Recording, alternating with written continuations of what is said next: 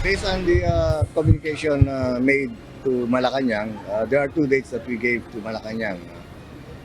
Hindi March 31, although March 31 ang retirement ko based on my extension order or appointment.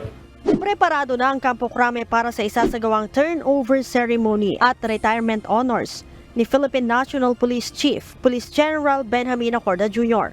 Araw-araw na nagpa-practice ang mga kasali sa passing review sa naturang okasyon. Si General Acorda, sinabing tulad noong Disyembre, nakahanda na siya at nagliligpit na ng kanyang mga gamit. We are ready to move out anytime kasi nakakaya naman na may bagong chief PNP na andyan pa yung mga gamit natin. And also when it comes to all the things, mga documents and mga parades, preparations, caterings, invitations, programs, mga ganon. And end of tour of duty. Gayunman, hindi pa aniya niya alam kung sino ang napili ng Pangulo na kapalit niya sa pwesto. Para sa kanya, sino naman aniya sa mga senior officials ay kwalipikado. Almost all officers, we have undergone leadership training. So alam naman na ang bawat isa sa amin. We have reached this far, yung mga rangko namin, we became senior officers. And alam na nila kung anong dapat gawin. Pinayuhan din ni General Acorda ang susunod na Chief PNP na pagtuunan ng pansin ang kriminalidad at conviction rate sa bansa. Sinabi din ni Chief PNP na dapat talasan nito ang pakiramdam sa mga umuugong na destabilisasyon sa pamahalaan.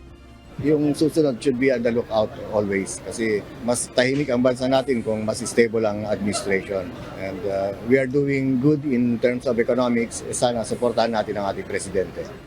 Nang tanungin naman si General Acorda kung tatanggapin ito sakaling alokin siya ng Pangulo ng posisyon sa gobyerno, ito ang naging tugon ng general. I'm willing to continue serving our president. Mabait siya and I look up to him as a statesman and of course our president. Yeah, I'm willing to support him and serve him.